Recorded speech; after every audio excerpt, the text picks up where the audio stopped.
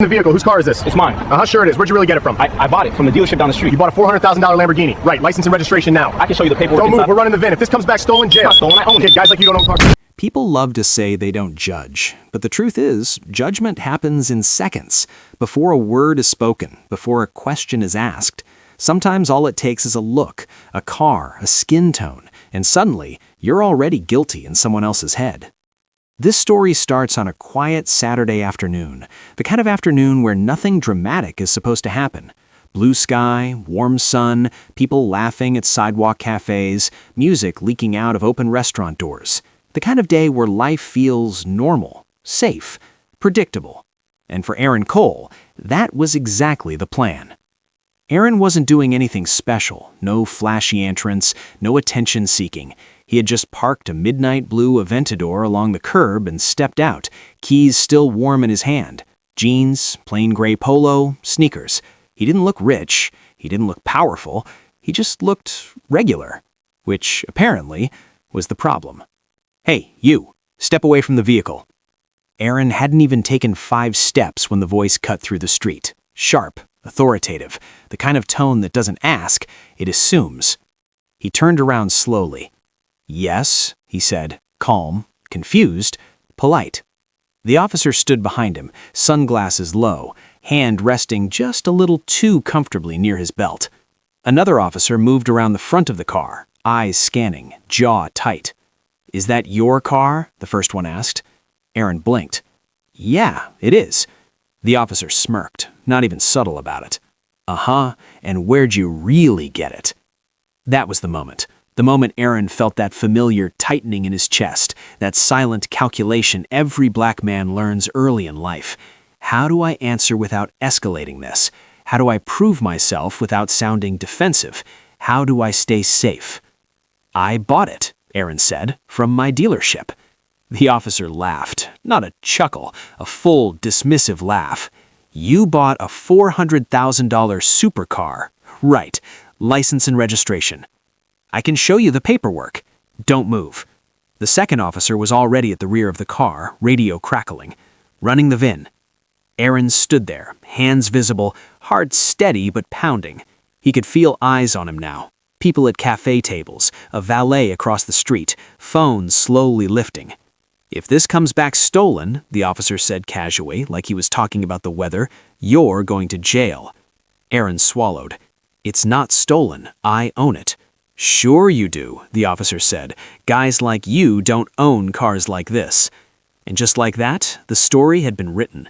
Not with facts, not with questions, but with assumptions. What those officers didn't know, what they never bothered to ask, was that Aaron Cole wasn't just a customer, he was the owner. At 35 years old, Aaron had built one of the largest exotic car groups in the region. 7 showrooms, hundreds of vehicles, partnerships with manufacturers most dealers never even speak to directly. He'd gone from sweeping floors at 19 to signing multi-million-dollar distribution contracts before most people finished paying off student loans. But none of that mattered in that moment, because all they saw was a black man in a car they didn't think he belonged in. The VIN check came back clean, registered to Cole Automotive Group LLC. The second officer leaned in and whispered something. The first officer shook his head. Probably stolen from the dealership itself. That's when the crowd shifted. A woman at a nearby table stood up. "This is profiling," she said loudly. "You can't do this." A man near the window added, "I know him. He owns the place down the street." The valet stepped closer, phone raised. "I park his cars every week." The officer turned, irritated. "Back up, all of you." His partner's hand drifted closer to his taser.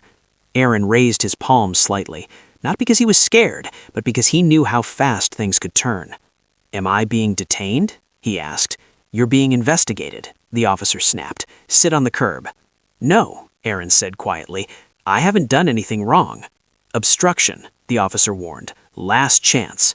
The tension was thick now. You could feel it. More phones were out. Someone whispered. Someone else cursed under their breath. Aaron wasn't shaking, but inside, something was burning.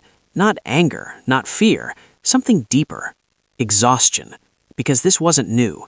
He remembered being 22, standing in his first showroom, a customer asking if the real manager was coming soon. He remembered bankers smiling politely while denying him loans, only to approve them when his white partner walked in later. He remembered being pulled over in cars half this price, asked where he got them, asked who he worked for. Different day, same script. This time, though, he texted one word: now. 90 seconds later, a black sedan pulled up hard at the curb. A woman stepped out, sharp suit, sharper eyes. "I'm his attorney," she said sharply. "What are the charges?" The officer scoffed. "This doesn't concern you." "Oh, it absolutely does. You're detaining my client without probable cause." The officer gestured at the car. "Suspicious vehicle."